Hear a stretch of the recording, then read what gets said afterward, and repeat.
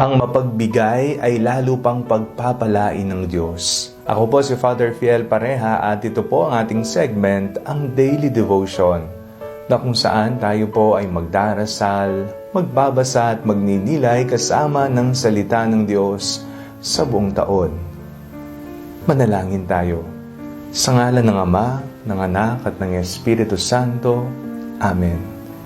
Halina, Banal na Espiritu, liwanagan mo ang aming puso at isip, nang maunawaan at maisabuhay namin ang iyong salita. Amen. Our Bible passage for today is from the Gospel of St. Matthew chapter 25, verses 14 to 28, and I read it for you. For it is as if a man going on a journey summoned his slaves and entrusted his property to them. To one he gave 5 talents, to another 2, to another 1, to each according to his ability.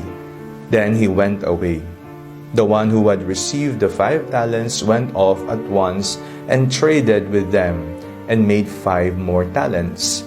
In the same way, the one who had the 2 talents made 2 more talents.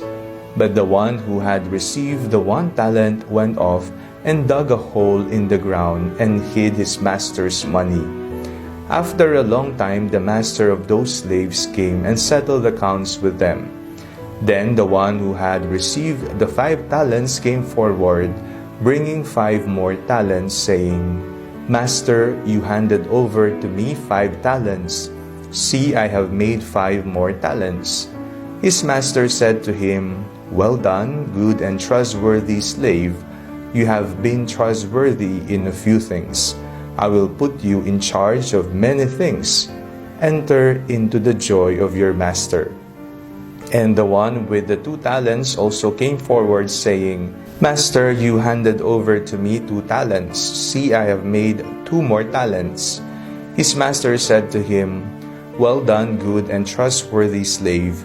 You have been trustworthy in few things. I will put you in charge of many things. Enter into the joy of your master. Then the one who had received the 1 talent also came forward, saying, Master, I knew that you were a harsh man, reaping where you did not sow, and gathering where you did not scatter seed.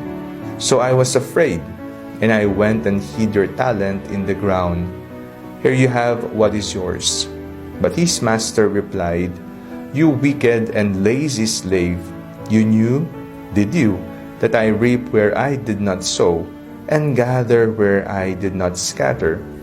Then you ought to have invested my money with the bankers, and on my return I would have received what was my own with interest. So take the talent from him and give it to the one with the 10 talents. Ang taong mapagbigay ay mas lalo pang pagpapalain ng Panginoon. Minsan iniisip po natin na maging maramot na lamang siguro tayo. Sa puso ng isang taong maramot, ayaw niyang magbigay.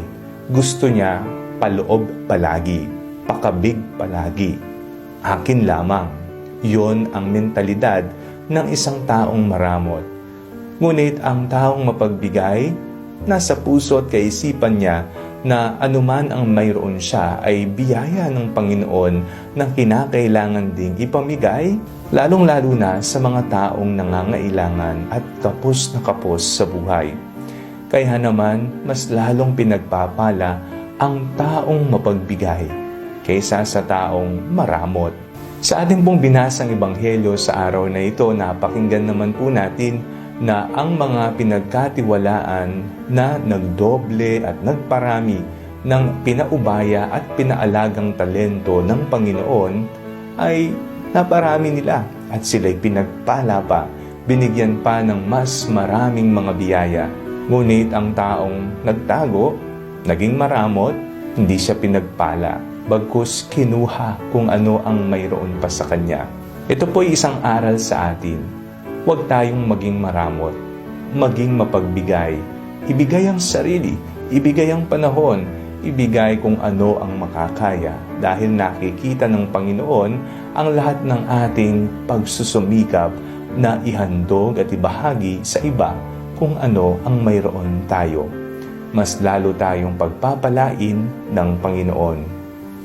Manalangin tayo.